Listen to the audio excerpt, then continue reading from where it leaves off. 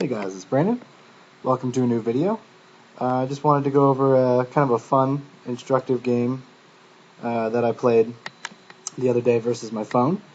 And the chess program I have on my phone isn't like a super strong engine or anything. I think it maybe plays at 17 to 1800 strength, which is pretty good for a human, but for a computer, of course, is ridiculously weak. But it's fun to just play when you're out and about and doing stuff. So. I had the black pieces, and it started 1 d4, and I started 1 knight f6, c4, c5. I decided to play the Benoni because I find my results are better against this thing. And I have a big plus score against it, but the games that I have drawn were ones that were very dull openings, so I wanted to play something dynamic. So modern Benoni was my choice, and this is all theory until here. Here I think this is the first deviation from theory. I think the normal theory move here is to play h3. And I'll just pause here to talk a little bit about what's going on in this opening. So black in this opening has played for control of these dark squares here in the center, e5, d4. He's got these pawns supporting these dark squares and has a pawn majority on the queen side, 3 versus 2. So black will be playing on those dark squares and trying to push this queenside pawn majority. Also, in addition to that, this bishop is very nice on this diagonal, the Benoni bishop. In return, white gets a very weak pawn on d6, which can be targeted, sometimes with bishop to f4, targeting this pawn, and moves like knight here into here, targeting this pawn. So there's that. And white, of course, has more central pawns. So those pawns can be pushed forward, and maybe some kind of play can result from pushing through e5 and then getting the e4 square for the knight. So there's some dynamic chances for both sides. But usually white plays h3 here to prevent this move, which I now played bishop g4. And the reason this move, bishop g4, is played is because in keeping up with the ideas of the opening, this white knight is the piece that's at the moment guarding these dark squares. And black is interested in getting rid of this knight, which gets rid of a piece that's defending the dark squares, and and this knight won't be able to go on this very Benoni-like route into c4. So the idea is to exchange this knight as soon as it becomes necessary. So that's what this a3 move would have prevented. It also would have given the bishop a square to retreat to into the future. Which we'll see is important in a minute or so. So, a3, and now the computer's out of book, and it makes a move that is a little bit suspicious. This move, well, after a6, white really needs to play a4 and losing a tempo, because black is ready to just play b5, gaining space, and in almost all Benonis, white plays a4 as soon as this a6 move is played to stop b5 from coming in, because it's covered enough times and it would just be a pawn sacrifice. But the computer's not aware of this sort of, doesn't find this strategy. So bishop f4, okay, putting pressure on this weak pawn on d6, rook e8, rook e1, now knight h5, and you can see, like I said before, if this move h3 had been played, the bishop would have been able to come back to h2, where it would still maintain pressure on this d6 pawn. So now the bishop is forced to retreat. Knight comes to d7, and this is where the knight almost always goes, where it has glimpses of these dark squares. This c5 square will become available after black eventually at some point plays c5. So, okay, now h3, the bishop gets traded, b5, some queenside expansion, queen c7, and c4. Okay.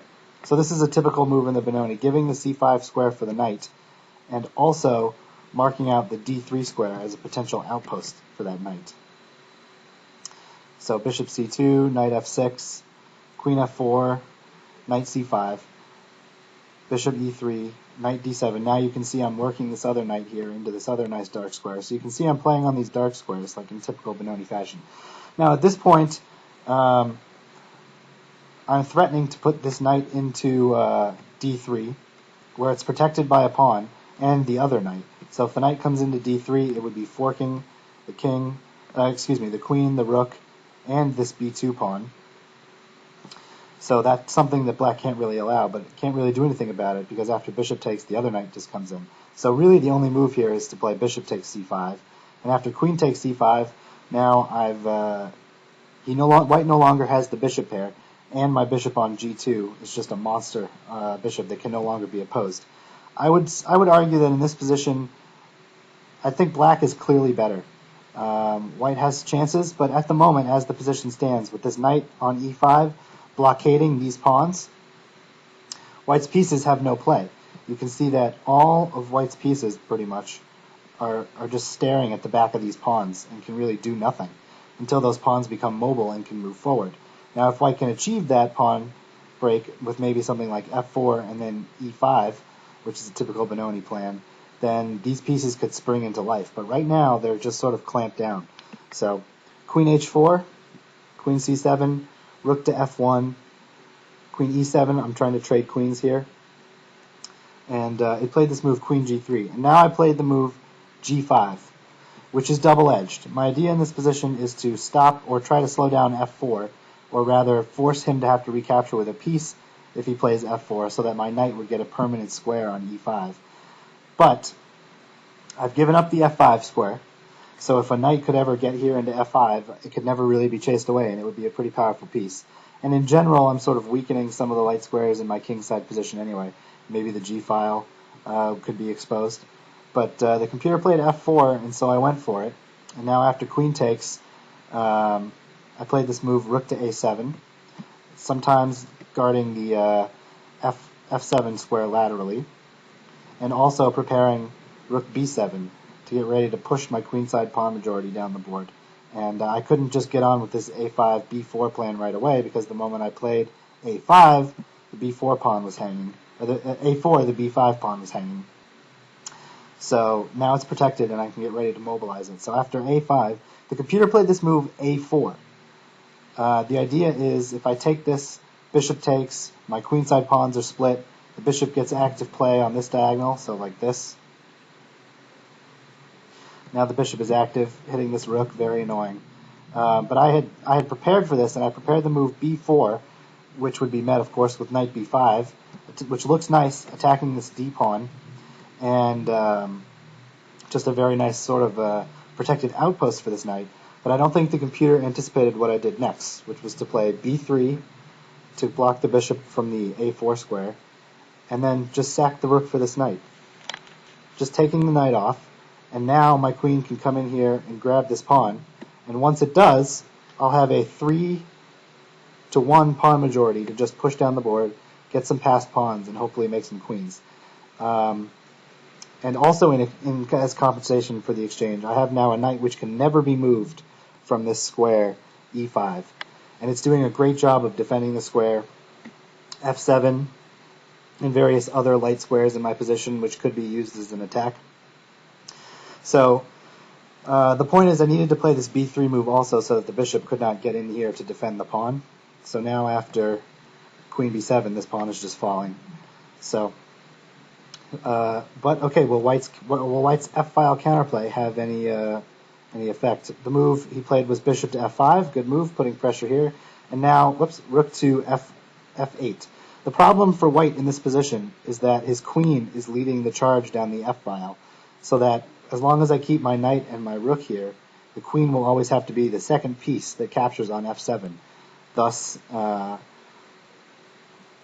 won't really be able to pull off the attack, because whatever bishop takes, I'll just take with either the rook or the knight, and it's just the queen would have to retake, and that's just not going to work. So gives me time for after queen f5, queen takes, and if white could somehow maybe had time to organize the two rooks going onto the f-file and the queen behind it or something, that might be a different story. But h4, a4, so I'm just getting ready to push my queenside pawns down the board. And now, after all of this, you can see that I have two connected passed pawns, which are getting dangerously close to becoming queens down the board, and it's going to be very difficult for black to stop and get anything, because white to stop this and get anything, because well, this knight is just such a monster defending all of these squares in my positions, and it can never really be chased away. So, with the queen ready to shepherd these pawns down the board, queen g5, but there's really no threats here. Just push the pawns. Rook's back, just push the pawns. There's really nothing to be doing here. Now queen b3, just threatening to promote immediately. And there's not much white can do, because if blockades here, rook b1 stuff, just push, and one of these rooks has to go. So he played queen e3, queens, takes, and now you can see the awesome power again of this knight. It's now playing an offensive role. You can't even get this pawn for the rook because of this tactic. If queen takes, then knight takes check, and this awesome bishop, of course on this diagonal, is attacking the queen, and the queen's lost after this check. So all of the Benoni pieces, the Benoni bishop playing a role, this awesome knight on the dark squares playing a role, is really helping. So in any case, in this position I'm up, in the position in the game after queen f2, I'm up just a piece. I'm just up a piece at this point, and still have this dangerous pass pawn. So the computer played queen f2 to try to stop the pawn from advancing, but just now rook to b8, and the knight and the king are enough to defend the f7 square from the bishop and the queen. So now my threat is very simply just to play rook here, and if rook takes, then pawn takes, and this is another queen. So king h3, rook b2. It wanted to simplify with a queen exchange, which I accepted. Now rook b2, and if rook takes b2, pawn takes, and there's no way for this bishop to get back to stop the pawn from queening, so that's just a queen. So it played rook h1, and now c2, and now it played rook a1 check, rook a1 threatening rook a8 check, which doesn't actually threaten anything at all because I can just block with the bishop. So here, an important thing to note is that if white tries to blockade now, so this doesn't work because the rook is no longer pinned to the king. A lot of times tactics like this work because the rook would be pinned to the king and unable to take the pawn. But the king is on h3 instead of on the back rank, so this would be possible. But if the move rook to c1 is played, then I have this bishop just coming out here, taking control of this square and forcing it to move, and then it's just pushing through to a queen next move anyway. So it played rook a8 check, rook f8, rook c8, queens, and now I'm just up. I'm just up a rook and a piece, and this piece is attacked. So maybe I should have just taken this bishop right away. But anyway, the rest of the game isn't particularly interesting. I'll just go through this really quickly. I decided to sack the exchange just to make things a little easier. Blockade his pawn.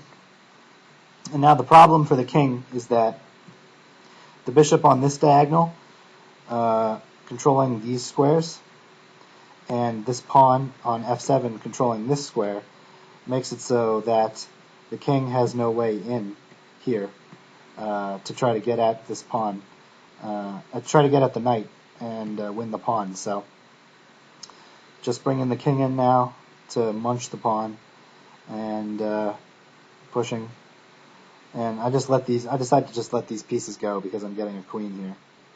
So not really too much to say about the rest of this game. Just cutting the king off. The king can only shuffle between g4 and h3 now.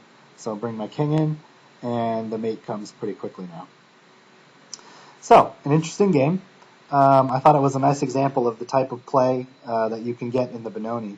And I thought it was an interesting exchange sacrifice. And when I checked it with the computer back here, this move,